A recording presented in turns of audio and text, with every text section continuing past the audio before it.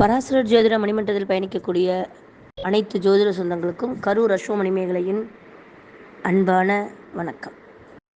இன்று ஒரு குழந்தையுடைய வெளிநாட்டில் வாழக்கூடிய மலேசியாவில் வாழக்கூடிய ஒரு குழந்தையினுடைய ஜாதகம்.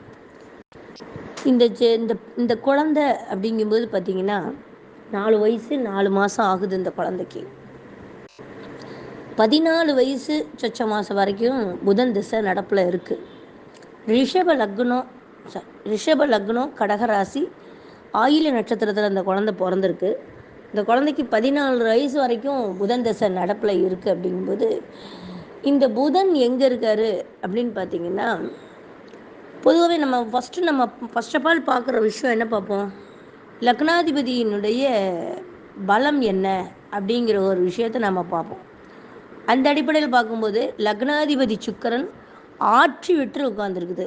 அது அருமையான விஷயந்தான். ரிஷபராசியில் சுக்கிரன் ராசி பெறும்பொழுது என்னென்னா, நல்ல பணம் படைத்த குடும்பம்தான். நல்ல காசு பணத்துக்கு ஓரளவுக்கு பஞ்சம் இல்லை. ஏன்னா 12ல் சூரியன் 2ல் ராகு. அதனால் பார்த்திங்கன்னா காசு பணம் செல்வாக்குக்கு ஒன்றும் பஞ்சம் இல்லை அப்படின்ற அர்த்தமெல்லாம் இருக்குது. சரி, வேறு என்னங்க, எதுக்காக இந்த ஜாதகம் வந்துச்சு அப்படின்னு பார்க்கும்போது பார்த்திங்கன்னா, லக்னாதிபதி சுக்கிரன் மாந்திகோடு அமர்ந்து, அப்போ டோட்டலாக என்ன ஆகுது, பொருளாதாரங்கிற ஒரு விஷயத்தை கை வைக்காத சுக்கிரன் உடல் ரீதியான லக்ன ரீதியான அமைப்பில், லக்னங்கிறது என்னங்க, உயிர், தலை, முகம், இதெல்லாம் ரிஷபராசி முகம். அப்போது இதெல்லாம் லக்னங்கிறது தலை, ஆயுள், ஆரோக்கியம், பலம், இதெல்லாம் எதுங்க, ஒரு ஜாதகத்துக்கு லக்னம்தான் பலம். அப்போது அந்த பலமான ஒரு கிரகம் பலவீனமாகும் போது, மாந்தியுடன் சேரும் பொழுது லக்னமும் லக்னாதிபதியும் தன்னுடைய தன்மையை இழந்து விடுகிறார்கள். அப்போ மாந்தி அந்த இடத்தையே கெடுக்குது, அந்த வீட்டை, அந்த பாவத்தையும் கெடுக்குது, அந்த கிரகத்தையும் கெடுக்குது. வேற கிரகம் இருந்தால் பரவாயில்ல, அந்த ஸ்பாட்டுன்ட்டு போயிடலாம். ஆனால் லக்கணமே ரிஷபமாகி ரிஷப லக்னத்தில் சுக்கிரனே இருந்து மாந்தி கூட சேரும் பொழுது டோட்டலாக விதி, ஆயுள் இந்த மாந்தியிடம் மாட்டிக்கொண்டது. சரி, இது ஒரு பக்கம் இருக்குது. அப்படின்னா இப்போ சுக்கர தசை வரல, மாந்தியோட தசை வரல, அப்புறம் எப்படி அப்படின்னு கேட்டீங்கன்னா, நடக்கிற புதன் திசை நான் எப்போவுமே என்னுடைய பலனில் சொல்லுவேன், 4, 8, 12 அதிபதி திசை அப்படிங்கிறது ரொம்ப ஒரு கிரிட்டிக்கலான ஒரு விஷயத்தை சொல்லும். சொத்து ரீதியான பாதிப்பு, உடல் ரீதியான பாதிப்பு, அதாவது சுகக்கேடு, சொத்துக்கு கேடு, இடத்துக்கு கேடு, தாயாருக்கு கேடு அப்படின்னு சொல்லுவோம். அப்போ இந்த 4ஆம் இடம் அப்படின்னு சொல்லக்கூடிய இடத்தை இண்டிகேட் பண்ணக்கூடிய தத்துவம் என்னங்க, நெருப்பு தத்துவம். அப்போ நெருப்பு தத்துவம் 4, 8, 12 வந்ததுன்னா அது என்ன செய்யுங்க, நோயாக காட்டும். அப்போ நோயை எக்ஸ்டெண்ட் பண்ணி கொடுக்குற பவர் உண்டு. சரி, புதன் யார் சாரத்தில் இருக்குது, ஒருவேளை சூரியன் சாரமோ, அங்கே மேஷத்தில் இருக்கக்கூடிய சூரியனுடைய சாரமோ சுக்கிரனுடைய சாரமோ வாங்கியிருந்ததுன்னா அந்த அளவுக்கு பிரச்சனை தராது. செலவு பண்ணும், சொத்தலையும் ஓகே அப்படின்னு, நிம்மதி போகும், ஓகே அப்படின்னு போடலாம். ஆனால் இங்கு உட்கார்ந்தது என்னவோ அஸ்வினி சாரம். அப்போ செய்வினை குற்றம். அப்போ அந்த அஸ்வினி சாரங்கும்போது அந்த கேது எங்கே இருக்குது அப்படின்னா, கேதுவும் 8ல் தான் இருக்குது. தசாபநாதனும் 8ல் இருக்கார், தசாநாதனும் 12ல் உட்காந்துருக்காரு, கேதுவும் போய் 8ல் உட்காந்துருக்கு. அப்போது புதனுக்கு திரிகோணத்தில் கேது. அப்போது இங்கே என்னென்னா 4, 8, 12 அப்படின்னா செய்வினை குற்றத்தினுடைய தாக்கம் எதை சார்ந்து அப்படின்னா தலையில் என்ன, தலையில் இருக்கக்கூடிய விஷயம் என்ன அப்படின்னா மூளை சார்ந்து. அப்போ மூளைக்கு, முகத்துக்கு போகிற நரம்புகள், அப்போ அந்த லிவரில் கூட சிக்கல்கள் வருது. ஏன்னா குரு அங்கே இருக்கிறாரு, இருந்தாலும் செவ்வாய் கூட தான் இருக்கார். இன்னும் செவ்வாய் உச்சம் பெற்ற கிரகத்தோடு இருக்கும்பொழுது நீச பங்கமாயிடுறாரு. இருந்தாலும் உணவு செரிமானங்கள் கூட அங்கே ப்ராப்ளம் இல்லை அப்படின்னு எடுக்க முடியாது. இங்கே சாப்பிட்ற உணவும் கம்ப்ளைண்ட்டு தான், செரிமான பிரச்சனையும் உண்டு. ஒரு என்ன இதுக்கு என்ன ரெமெடின்னு தெரியாது, டாக்டருக்கே தெரியாது. அப்போது அந்த தலை, வயிறு, அடிவயிறு, தலை, வயிறு, அடிவயிறு, அதாவது பேக்கில் இருக்கக்கூடிய முதுகு தண்டுவடத்தில் இருக்கக்கூடிய சிறு சிறு நரம்புகள், இது எல்லாமே டோட்டலாக பாதிக்குது. அப்போது இந்த இடத்துல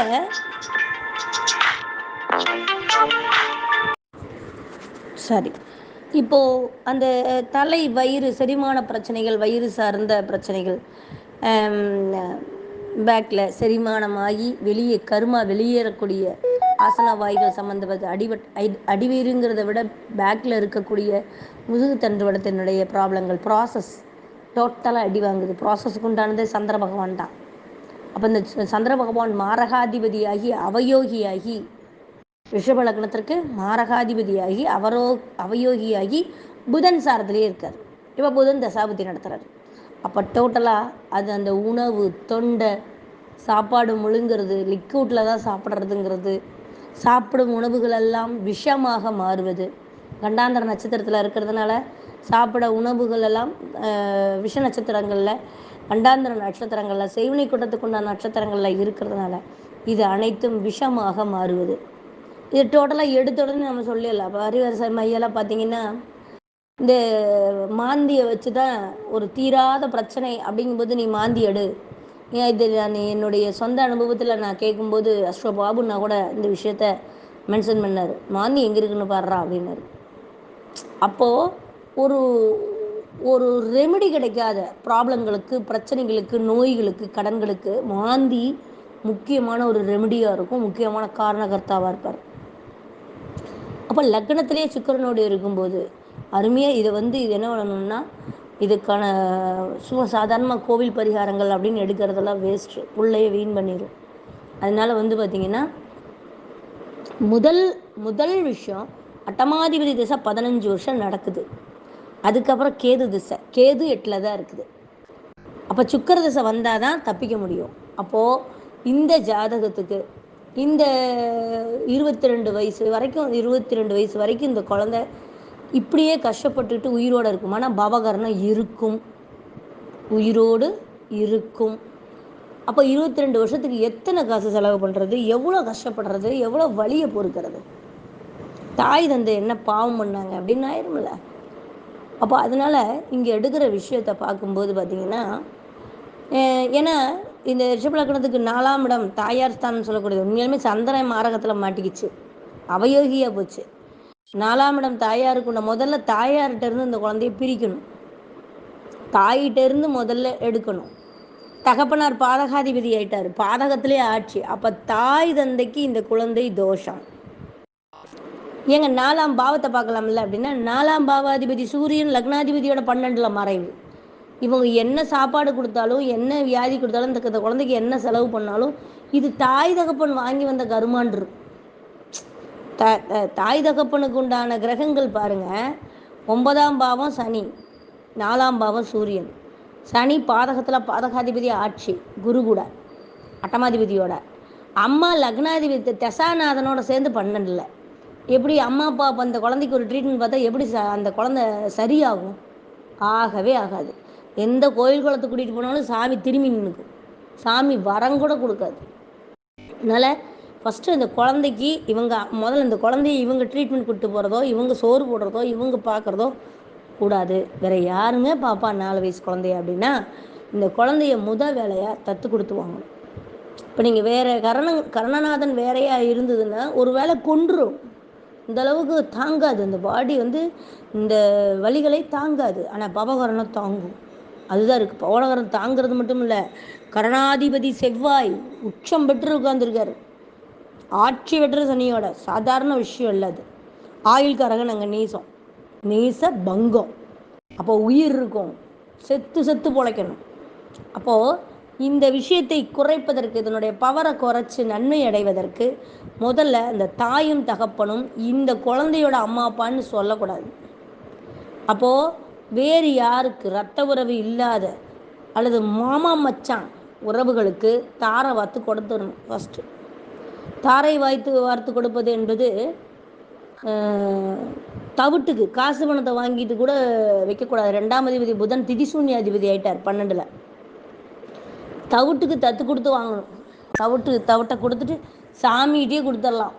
சூரியனும் புதனும் இருக்கிறாங்க, திரிகோணத்தில் செவ்வாய் சனி, ஒன்று முருகன் கோயில்லையோ அல்லது பெருமாள் ஆலயங்கள்லேயோ.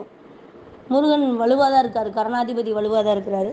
முருகன் கோயில்லையும் அதை செய்யலாம், இல்லை பெருமாள் கோயில்லையும் அதை செய்யலாம். 12ஆம் இடத்துல புதன் இருக்கிறதுனால நம்ம ரங்கநாதனுக்கே கொடுக்கலாம். ரங்கநாதருக்கே வந்து தத்து கொடுத்து வாங்கலாம். ரங்கநாதர் கோயிலில் போய் பெருமாள் கோயிலில் போய் தவிட்டை கொடுத்துட்டு பெருமாள்கிட்ட ஒப்படைச்சிட்டு அதுக்கப்புறம் அந்த குழந்தைய மறுபடியும் அதாவது போய் குளிச்சுட்டு புது துணியை போட்டு சாமிக்கு தவட்டை சாமிக்கிட்ட வாங்கிட்டு இந்த குழந்தைய கொடுத்துட்டு திருப்பி மறுபடியும் பூஜை புனஸ்காரங்கள்லாம் செஞ்சு சாமி குழந்தையா 1 மணி நேரம் அங்கேயே இருந்து சாமிக்கிட்ட இருந்து அந்த குழந்தைய மீட்டு வாங்கிக்கிட்டு எடைக்கு எடை சுக்கிரன் இன்னொரு இடத்துக்கு ஆதிபத்தியமாகிறாரு. யார்? அது துலாபாரத்துக்கு உண்டான இடம். நம்ம குழுவிலேயே கூட சந்திரனையா ரிலேஷன் கூட எல்லாரும் அந்த பதிவுகள் 4ஆம் இதே மாதிரி தான் சூரியனும் சூரிய தசை செவ்வாய் புத்தி ரொம்ப பவர்ஃபுல்லாக இருந்துச்சு. அர்த்தநாதீஸ்வரர் கோயில் திருச்செங்கோடு கூட பரிகாரம் சொன்னாங்க. அங்கே போனதுக்கப்புறம் அந்த குழந்தைக்கு அதிகமான பாதிப்பு வர ஆரம்பிச்சிருச்சு. சூரிய செவ்வாய் புத்தி அங்கே போகும்போது அதிகமான பாதிப்பு, அந்த கோயிலுக்கே போகும்போது அதிக பாதிப்பை கொடுத்துச்சு. அப்போது சில வரங்கள் கூட ஒரு பரிகாரங்கள் கூட விபரீதமாவதற்கான வாய்ப்புகள் தசாநாதன்கள் கொடுக்குறாங்க. ஒரு தசாநாதன்கள் திசை நடத்தும் போது அந்த கோயிலுக்கே பரிகாரம் போய் செய்யும் பொழுது அது விபரீதமாக மாறக்கூடிய அமைப்பெல்லாம் வரும். அப்போ நான் சொன்ன விஷயம் அது ஒன்று தான். என்னென்னா நீங்கள் எமர்ஜென்சி வார்டு ஐசியூலேயே வந்து ஒரு பெருமாள் ஃபோட்டோவையோ ஒரு முருகன் ஃபோட்டோவையோ கொண்டு போய் வச்சு அந்த முருகன் ஃபோட்டோவுக்கு முன்னாடி நீங்கள் ஒரு பணத்தை கூட ஒரு 1000 ரூபாயை கொடுத்துட்டு பாண்டு மாதிரி எழுதி கையெழுத்து போட்டு இனிமேல் இது உங்கள் குழந்தை, இது எனக்கு சம்மந்தம் இல்லைன்னு எழுதி கொடுத்து 2 பேரும் மாற்றிக்கிங்க அப்படின்னு கூட சொன்னேன். ஐசியூக்குள்ளே விடமாட்டாங்க அப்படின்ட்டார். அப்போ அதுக்கப்புறம் சிறிது நாட்கள் சரியான பிறகு எதேச்சியாக பக்கத்துலேயே இருக்கிற பெருமாள் கோயில் அந்த வாய்ப்பு கிடச்சி இன்றைக்கி வரைக்கும் அவன் ஹெல்த்தியாக இருக்கான். ஏன்னா பவகரணம், அது பவகரணம் ஹெல்த்தி, என்ன வழி வந்தாலும் தாங்கும். 2 பாயிண்ட் பிளட்டுங்கிறதெல்லாம் சாதாரண விஷயம். 2 பாயிண்ட் பிளட்டில் உயிர் வாழ்கிற ஒரே ஜீவன் யாருன்னா பவகரணம் தான். எனக்கு அது அந்த ஜாதகத்தில் நான் கன்ஃபார்ம் செய்யப்பட்ட உண்மை. அந்த பையனுடைய ஜாதகத்தில் இருந்து தான் பவகரணம்னாலே எனக்கு பதறும். ரத்த சம்மந்தப்பட்ட ப்ராப்ளம் வருமே அப்படின்னு எனக்கு அது பதறும். அப்போ நிரந்தரமாக அந்த நோயை தாங்கக்கூடிய தன்மை அப்படிங்களுக்கு இயல்பாகவே உங்களுக்கு வந்துடும். ஆனால் யாருக்கு அவஸ்தை?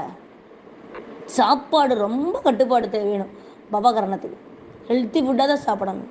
அசால்ட்டாலாம் வந்து தூங்காமல் வேலை அதிகமாக செஞ்சு உணவு கட்டுப்பாடுகள் இல்லாமல் போச்சுன்னா பாடி வீக் ஆகிடும். பிளட்டு அப்படியே வேலை செய்ய ஆரம்பிச்சிடும், கிருகிருப்பு வர ஆரம்பிச்சிடும், உடம்பு வலி எடுக்க ஆரம்பிச்சிடும், உடம்பு குத்தல் எடுக்க ஆரம்பிச்சிடும். இதெல்லாம் பவகரணத்துக்கு உண்டானது. அப்போது இதனுடைய தன்மை என்னென்னா, முதல்ல தத்து கொடுத்து வாங்கிட்டு அதுக்கப்புறம் ஒரு துலாபாரமும் ஒன்று கொடுத்துட்டு சுக்கிரன் மாந்தியோடு சேர்ந்து லக்னாதிபதியோடு இருக்கிறதுனால முதல்ல இந்த குழந்தைக்கு ஏதாவது ஆயுள் ஹோமம் சம்பந்தமான விஷயங்கள் இந்த ஹோமத்தில் நிறைய இருக்குது. சத்ரு சம்ஹார பூஜையெல்லாம் இருக்குது. ஏன்னா 6ஆம் அதிபதி லக்னகோணம் ஏறி இங்கே லக்னாதிபதினு பேச முடியாது, 6ஆம் அதிபதினு தான் பேசணும்.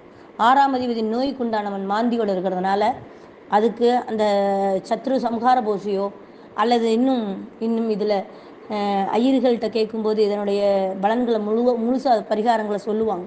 அந்த பூஜை புனஸ்காரங்கள் காசு செலவானாலும் பரவாயில்ல, ஆஸ்பத்திரிக்கு எத்தனையோ டெஸ்ட் எடுக்கிறோம், அதில் ஒன்றா ஆயிட்டு போகுது அப்படின்னு சொல்லிட்டு ஒரு ஒரு ஒரு ஹோமத்தை ஒன்று, நான் பரிகாரம்லாம் சொல்ல மாட்டேன், ஹோமத்தை பண்ணிவிட்டு தத்து கொடுத்து வாங்கினாங்கன்னா அடுத்து வரக்கூடிய புதன் திசையில் சந்திர புத்தி கொள்ளாது. ஏன்னா சந்திரன் புதன் சாரை வாங்கி மாரகத்தில் வலுவாக இருக்கான். அப்போ இங்கே எடுத்துக்கிட்டோம்னா 12ஆம் அதிபதி சந்திரனை பார்க்குறாரு, 8ஆம் சந்திரனை பார்க்குறாரு, பாதகாதிபதி சந்திரனை பார்க்குறாரு.